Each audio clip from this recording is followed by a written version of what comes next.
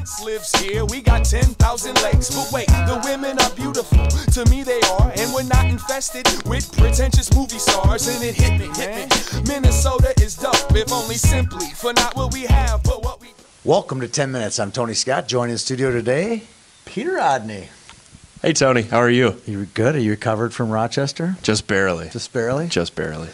Those tournaments are fun. They are tournaments. 10 days away from the Squirtacular. It's always a good time when the association takes care of you. Yes, they did. They took care of us well. Thank you to the people from Rochester and all the people in Rochester for a fun weekend at the Founders Cup. Let's start rolling through some squirts. Roll. We got a lot to cover. St. Louis Park, hottest team in the state. They've won 9 in a row. Hats off to them. District 3 has 4 teams in the top 10, including Orono and the 2 Osseo Maple Groves. That's pretty crazy. That's 3 of the top 4 teams as well, if you want to break it down even farther. Yeah, they're strong. They're strong, that's for sure. Speaking of strong, teams that are not going to be at the Squirtacular this year, one because of Hockey Day and one because of a registration malfunction. No. Moorhead, they're 11-0. I don't even know what Hermantown is, but it's 19-2. Yeah, so 30-2 combined. Neither one of them, both in the top 10, neither one of them will be in the Squirtacular this year. We're sad about that. We are. We're crying on the inside. Okay, next week we'll pick both Squirt A and Squirt B champions right here on 10 Minutes. So, right here. All right, moving on to Pee Wees. Lots to talk about. East Grand Forks wins the Hibbing tournament. They beat Mounds View Irondale 6-rip. A resounding win for the Green Wave. Yes, they did. A solid team there. Let's talk a little bit about from the Founders Cup. You know, obviously Stillwater wins it. Ty Tito's the MVP. Who? I picked it right. Exactly. Not boring for Ty. He was definitely the best player. He had 9 goals in the tournament. He had a great event. But let's talk about some players that might have jumped out at us. Like, I've never heard of that guy. He's darn good. We got to see a lot of these teams for the first time. Yeah. I'd never seen Rochester. I'd never seen Rogers. A couple of kids from that Rochester team that I liked. Mason Limebeck. Yes, very Mason good. Limebeck worked his tail off all weekend. We had him in the championship game on Sunday. You were actually at Bloomington Ice Guard on Sunday during the Pumpkin Championship Day. I was. Covering the Wild practice at Bloomington Ice Garden. I had him in the championship game. He was outstanding in that game. They lost in overtime to Fargo. I'd seen Mason once or twice during the Pumpkin. He's really good. Anyone else stand out to you that kind of jumped out of you? Defensively, I really liked Connor DeWandler from Andover. He's got some serious speed. He had a few just a powerful skater. End-to-end rushes. Yeah, and if you get into his way, you're going to bounce right off. Sure. And I also really liked Tanner Ludke from Lakeville South. He finished tied for the tournament lead in points with 11. Yeah, he was solid. He was solid. He was in our combine last summer. Mm-hmm. He's one of those kids that just keeps getting better and better and better. Plays with an edge. Really good shot. A lot of kids on the Lakeville South team. That top line of Lakeville South was fun to watch. Oh yeah. Even everybody would come out of the rink. That top line of Lakeville South is amazing. I'm like, yeah, they are. It's about as good lines you're going to find in the state. Mm-hmm. Okay, guys that stood out to me. I talked about it on the show last week. I was looking forward to seeing Rogers, and I was not disappointed. That was a really fun team to watch. So many good players, top to bottom. A lot of good balance on that team. Chase Cheslock on the blue line up front. Sam Rinaldo got some silky hands. So fast. Yeah, fast, great hands. That's a team that's going to give people trouble. Somebody said to me in a text, that Rogers team is sneaky good. I'm like, yeah, they're going to probably win District 10. So. I don't know how sneaky they are after not this anymore. weekend. Not anymore. Not sneaky anymore. I like it. And then I got a single A kid. Right. Had a upper body injury. Still had 10 points. 10 points. Alexandria, technically a first year Pee Wee Braden Berg. You know, that's one of those kids that just, you can't miss him when he's out there. Yeah. And I took his photo in the pre-game stuff. He's got a hair that's spiked up to here, so you gotta like that too. So those are a few players that we liked in Rochester. You know, there was hundreds more that we were just really good. So moving on to Bantams. Play for Patrick tournament. Yeah, the big Play for Patrick Schoonover tournament down in Apple Valley. Eastview hosts it. Lots of good teams in it. 4 that stand out to me that have potential to win it. Andover's Bantam AA team, Edina's single A team, Owatonna is really good. And also I think that the only one that's rated in the top 10 is Chaska Chan. So we'll get to them, that tournament in our pick'em section, but that's one that stands out at Bantams. We're going to see minor Bantams this weekend up at the One Hockey event. Yep. The 04 Gentry Academy, that are technically minor Bantams. I'm going to check out that team. I haven't seen them this year. We've seen plenty of the 03s. Yeah. If they fit into our schedule up there, I'm going to check out Chaz and Cruz and the whole team. A lot of other talented Tier 1 teams up there. Should be a fun tournament in Blaine. We'll check them out. On to girls hockey. Goyles. Yeah, lots going on in girls hockey. Last weekend, this weekend. Orono Westonka team that we had in the Dangle Fest, they win the Fargo at 12A. Congratulations to them. Congrats. In a shootout. A shootout. Beats Osseo Maple Grove in a shootout. So What is it with these girls tournaments and going to shootouts? I don't know. I wonder if think this they're one just lasted too nice. 7 They rounds. just don't have the dagger. They don't want to stick it to their opponent. Maybe that's what it is. Who knows? And then this weekend's the big tournament up in Duluth. The St. Luke's. You were there last year. You might even go this year. Who knows?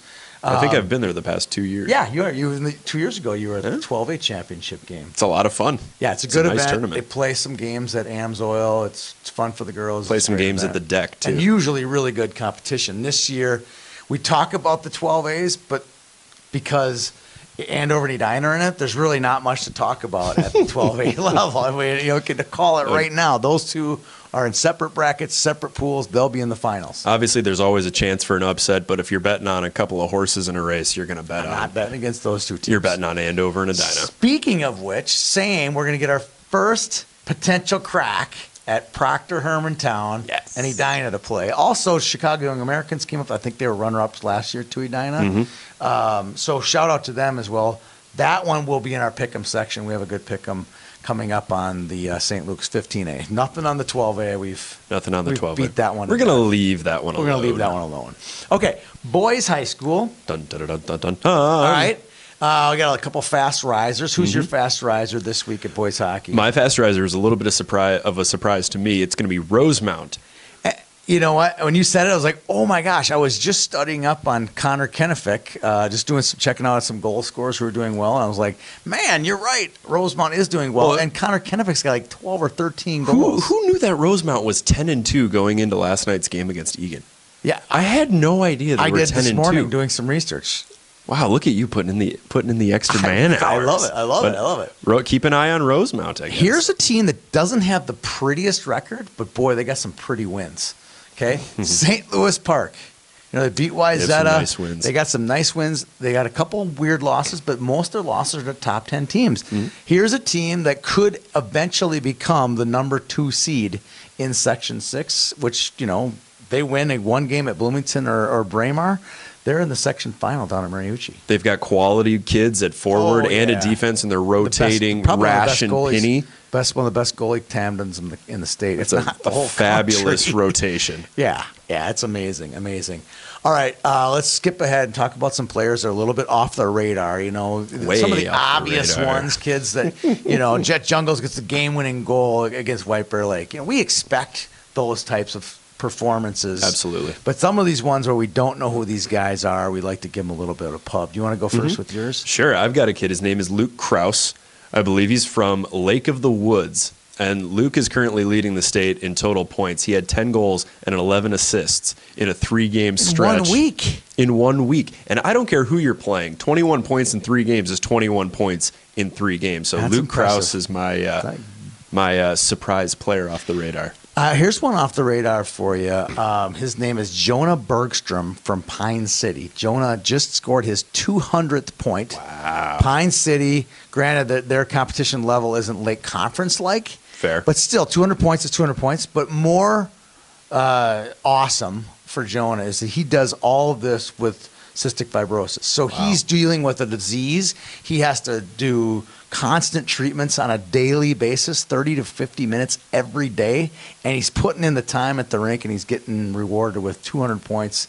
He's well on his way to being a legend in Minnesota hockey. We might have to make a trip up to Pine City to go see Jonah Bergstrom play. No doubt about it. Okay, girls hockey, you got some highlights there. I do. Taylor Heisey of Red Wing taking a little time off from her wingers to play with Team USA in the U18 World Juniors. Not just playing, she's got 4 goals in 3 games so far for the red, white, and blue. Not bad at all. Last week, Hill Murray beat Centennial. I thought that was a That's a surprise. It doesn't make our shockers, but it definitely needs mentioning on our show because we've been so pro Centennial, so pro Edina, so pro Blake that, Hill Murray's still floating Murray's around now in out the conversation again. I like it. And they might be 2 top 10 teams, but it's still a surprise. I don't care where you're ranked. If you're going to beat Centennial, that's a surprise win. Absolutely. Okay, so talk a little bit about what's an interesting game this week at the girls' level. The Lake Conference will always provide some interesting games. So Wayzata and Minnetonka is going to be the interesting game for me. Wayzata could be a little bit of a giant slayer. They've played Edina tough, and I think they'll play the Skippers tough as well. I think that's a good call. We'll pick that one later. And guess what? We can talk about Blake and Edina next week because they play next week. The gag is going to be off by next week, so I love it. All right, so moving on, we're going to do our favorite, our tweet, and our shocker. Go ahead and give me your favorite. Our favorite category this week is 80s bands. Love it. Woo! Frankly, I wasn't alive for any of the 80s, and there are bands that I would definitely listen to before this one, but when I think of 80s music, I think of Motley Crue. The Crue, that's a good choice. Motley Crue. Every time Smoking in the Boys' Room comes on, I got to sing along. Yeah. That's my one. That's gonna be my one. You had a bunch of them. I did. Well, I brought Def Leppard. I love Metallica. I love U2. But when you think 80s, U2's not a metal band. This is gonna be like metal. Serious. You went with Def metal. Leppard. Def Leppard, one-armed drummer. Pour some sugar on me. Gotta love it. That's my choice. You don't like it? You can keep your sugar. All right. What's the tweet of the week this week? The tweet of the week comes from one of our favorite writers, Dave LeVake. It's not even a tweet, really. It's an article, but we found it first on Twitter. About Edina charging $100 per game to live stream their boys' hockey games. And it's the tweet of the week because I believe it's going to spark this huge conversation about how we cover boys' high school hockey. And live streaming is, for better or for worse, live streaming is a part of that coverage. I think it's an interesting topic. I didn't want to really comment on this too much, but other than the fact that we will cover games at Braemar Arena, that will not prohibit us from covering games at Edina.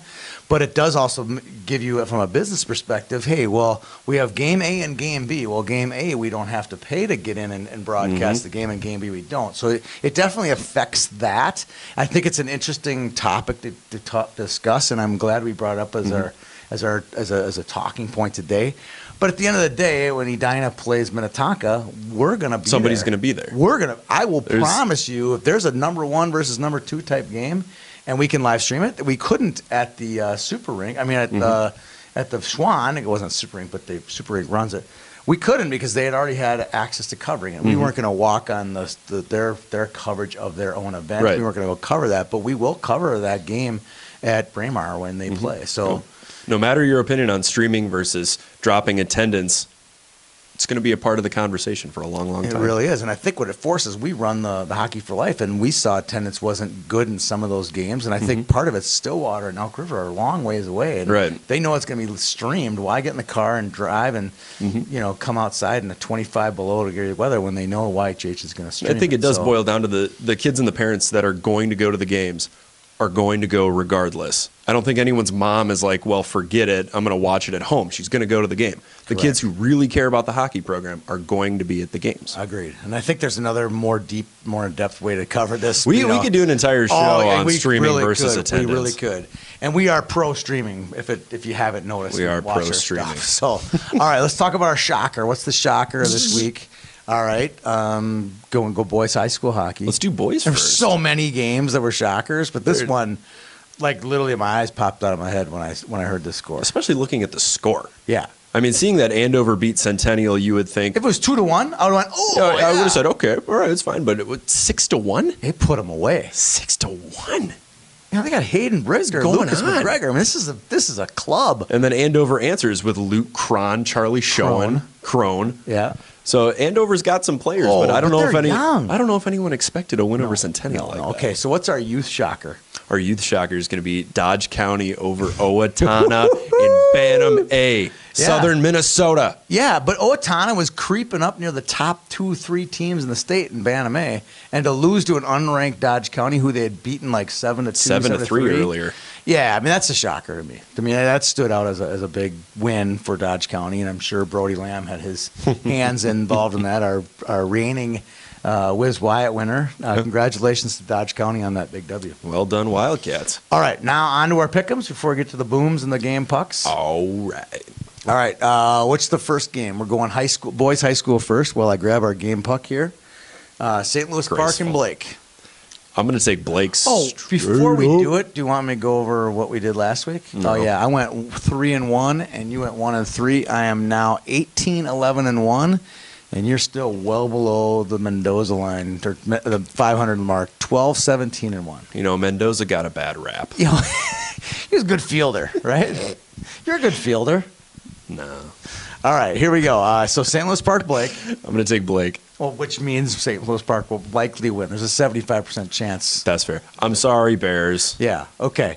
And I'm sorry, Bears, for not picking you, but I think St. Louis Park, I mentioned you earlier in the show, I think this is a squad that can contend for the 6AA title. So, all right, next one, play for Patrick. You love these field bets, right? I always take the and field, the field man. didn't help you out so much last week. I took Stillwater. Your 23 remainders didn't do so well. I didn't take the field in that one. Yeah, you did. No. Oh, you just took Woodbury. I just took Might Woodbury. as well. I took the field in the stand Grand- Osby. Yeah, Grand Forks and Came the rest of very the teams. close to It was a winning that close one. game. All right, play for Patrick. I'm going to go the only ranked team. They took Edina to the hill last night over at Victoria. They lost 6-5. I think that's a legit top 10 team. Let's see how you're gonna do. You're take the field, right? You're going to take Chaskachan? I got Cheskin. You can have the field. I'm taking the field. Okay, I like it. I like it. Girls High School. We talked Wayzata Tonka. We did. You're a big Wayzata guy. I am. I think the Trojans have the ability to hang around in a lot of games. And if you're not going to put them away, they're going to creep up on you. I think Tonka's got the experience. They have the coaching staff. They are missing Maggie Nicholson. It's okay. I think even without the Rocket, I think they're going to do just fine. I think they're going to win. I'm taking Tonka. I'm taking Wayzata. All right, last but not least, let's go to the St. Luke's 15 field, okay? This is where I'm also going to take the field. This is the easiest bet I've ever made in my life. Edina is clearly the best team in this field. They will win. You can have the rest. I'm taking the field. You want that? I'm taking the field. Did you do some research on CYA? See if Yeah, they're any good? CYA is 20-7. That's not. Hey, They're in they're the going top- to leave with at least 8 losses. They're top 10 in the At country least. right now. I don't But think these they can teams beat that we don't Proctor see very Hermantown. often, they're sneaky. Okay. Sneaky. All right. Well, good enough. All right. Now down to the final segment here of the Boom Roasted. Roasted. You want me to go first? Yeah, go All for right. it. My Boom Roasted goes to parental animosity. Okay. So if you're at a youth game, okay, here's the boom. You're at a youth game, and someone on the other team is saying, a parent from the other team is saying something. Here's a hint. Move. If you Just don't walk like what away they're from saying, it. leave. Turn the other cheek. Leave. Don't get into it. Or my favorite is if there's someone a parent on your team that you don't like what they're saying, you can also move. It's legitimately okay to go stand in the corner or move to the other end of the rink to avoid what he or she is saying. That's coming from a youth parent who's Yes, had kids play I have multiple sports at experience. multiple levels. I have experience moving down the end of the soccer field or end of the corner of the hockey rink many a times, not wanting to hear your own parents Yep. say things you wish they wouldn't say. Boom, roasted. Boom, roasted. My boom roasted is going to go to the people who don't think they need to pay for programs. There is a sign. Nice There's one. a sign right next to the programs. It says programs are $3. And time again, we will get a parent who does not think they need to pay for a program, which puts us in a really awkward position because we have to pay for those programs. Or my favorite is the kid. They'll come up to the program and he'll just start reading it, standing there and just start reading through it. I'm like, well, that costs money. He goes, well, I just want to look at it. I'm like, well, can you go out? And he's like eating a muffin. I go, Yeah. well, can you like go try out crumbs that all muffin over. first before you try it? Like, no, you can't. The next person's going to pick it up and blueberries are going to start falling out of it. But you know what? Pay the $3. I promise it'll be worth it because Every penny. Every tournament we get questions. When does this team play? It's in the in the program. program. When if we win this game, when do we play next? It's in the program. It's in the program. So buy one the first day. You're Have gonna at you're it. gonna look at it 100 times over the weekend. So pay for the programs. All righty. Last but not least, our game pucks. This All right. one is an easy one. Even easier than me getting the puck pointed up right side up. Mine goes out to Dawn Velocity from Rochester. She sang the national anthem at our championship games. She sang national anthem for all the Rochester A games. Wow. She knocks it out of the park. Talk about pipes. Amazing. great game, Puck. Thank you for making our event so great down in Rochester. For my game, Puck, I'm going to double down on Rochester youth hockey. We had a wonderful experience over the weekend with the Founders Cup. I would just like to dedicate this game, Puck, to the Gibson family. You want to talk about families who are really the glue of a community?